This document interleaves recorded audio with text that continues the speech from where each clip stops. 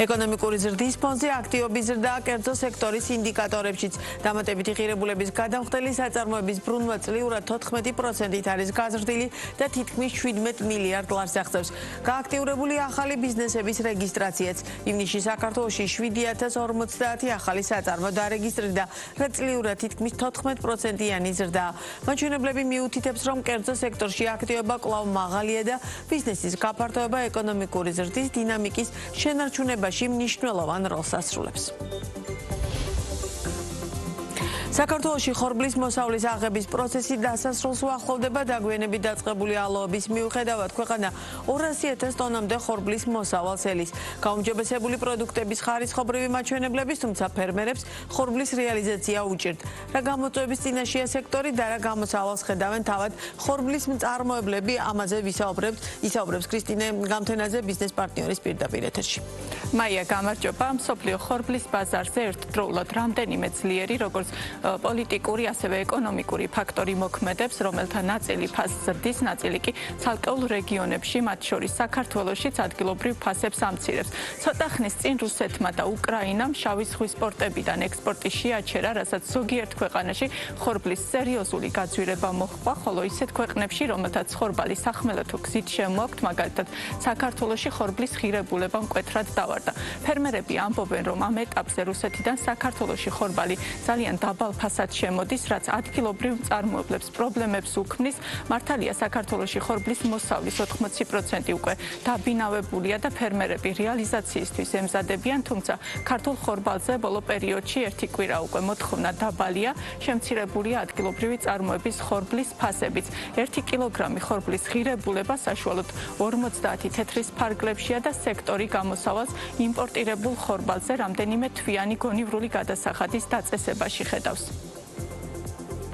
სოფლიო ბაზარზე ძვირდება ხორბალი და საქართველოში იაფთება, ესეთი რამე გამოწვეულია ომის გამო და ჩვენ ამას სახელმწიფო და მთავრობა თუ არ დახვდა მომზადებული სამომავლოდ ჩვენ არ გვექნება სასურსა თუ უსაფრთხოებაზე არანაირი გარანტია, იმიტომ რომ ხორბლის და მარცვლეულით ხდება, როგორც აღნიშნეთ, პურის წარმოება, ხორცის, კვერცხის, რძის მიმართულება და ეს პირველი დარგია, თუ ამას არ შეეწყო ხელი, ჩვენ 100%-ით ვერ ვიქნებით ვერანაირი ვერც ერთი ქვეყნის იმედად და დამოკიდებული, ისედაც ვაწარმოებთ 20%-ს და ამ 20%-ის გაყიდვა ფერმერს არ უნდა უხდებოდეს პრობლემა და არ უნდა ზრუნავდეს იმაზე, რომ ეს 20% დეფიციტური პროდუქცია როგორ გაყიდოს და ზუსტად ამაზეა საუბარი, ეს საფასურის შემოღება იქნებოდა ყველაზე უმტკივნეულო ყველასთვის. ჩიკაგოს და პარიზის ბირჟებზე ფასები გაძვირებულია, თუმცა მეორე მხრივ ეს იმას ნიშნავს, რომ ხმელეთით მიზღებულობს ხორბალს და მათ შორის საქართველოს, სომხეთი, აზერბაიჯანი, შუა აზიის ქვეყნები,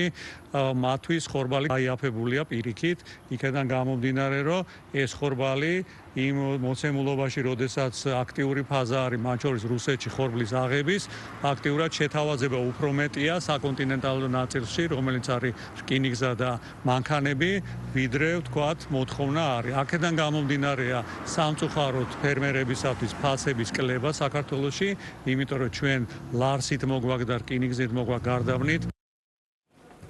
როგორც იმპორტირებული, ასევე ადგილობრივი წარმოების ხორბლის გაიაფების ფონზე საქართველოში შემცირებულია ფქვილის ღირებულებაც.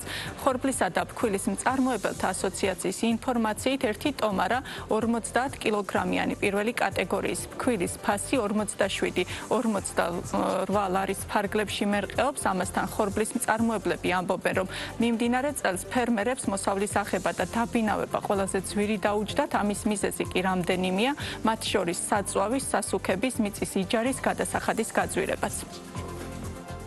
ხარისხი ქართული ხორბლის არის შესაბამისი სასურსათოსი და არის აგრეთვე საფურაჟი ხორბალი. უბრალოდ ეს არის სამწუხაროდ ფრაგმენტული თვითონ პარტიები, იქიდან გამომდინარე ჩვენ ძალიან ცოტა არის თქვათ სავაჭრო პარტიები, რომლებიც ერთგვაროვანია და აქ გარკვეულად ხდება თვითონ ხარისხების გარკვეული თამაში და აღრევა.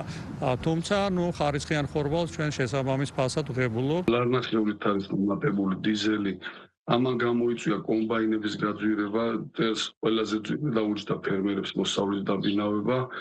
ეს ნაწილი აისახა ჰერბიციდებზე ბოლოში, სასუქები გაძვირდა საქართველოში წარმოებული სასუქიც კი 200 ლარით გაძვირდა.